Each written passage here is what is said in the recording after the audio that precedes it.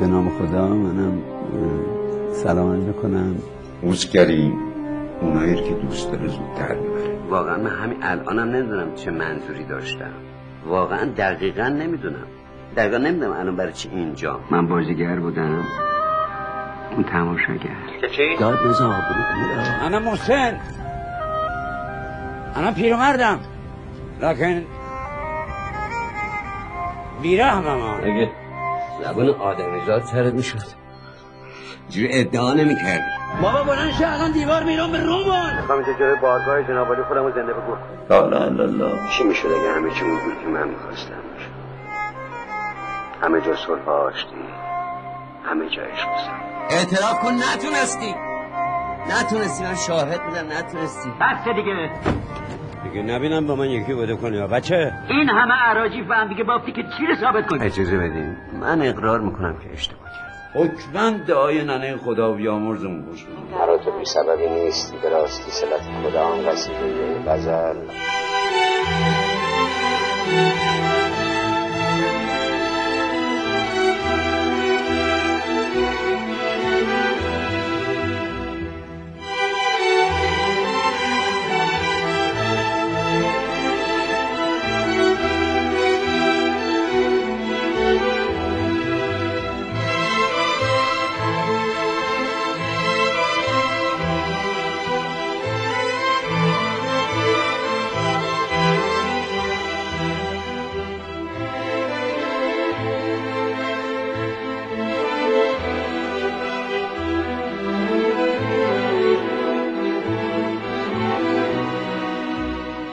خستم خیلی، کلافم و بیخوابم و خستم، هیچی.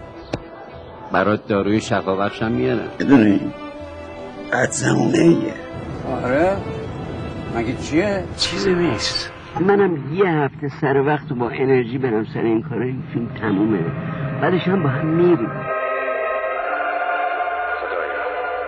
خدایا یه معجزه برای منم، یه معجزه بفرست مثل ابراهیم. شاید معجزه من یه حرکت کوچیک بیشتر نباشه، یه چرخش، یه جهش، یه این طرفی یه اون طرفی. ستاره مو سپید دم در آخرین نگاهت، نگاه بی گناهت.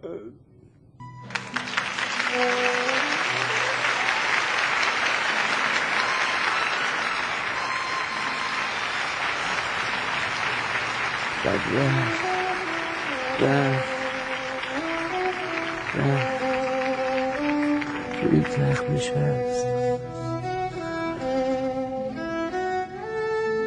گفت ابی مشرقی خداحافظ. گفتم شب بخیر بانو.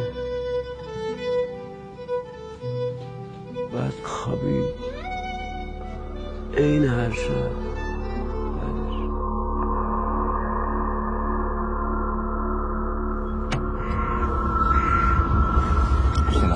سلام.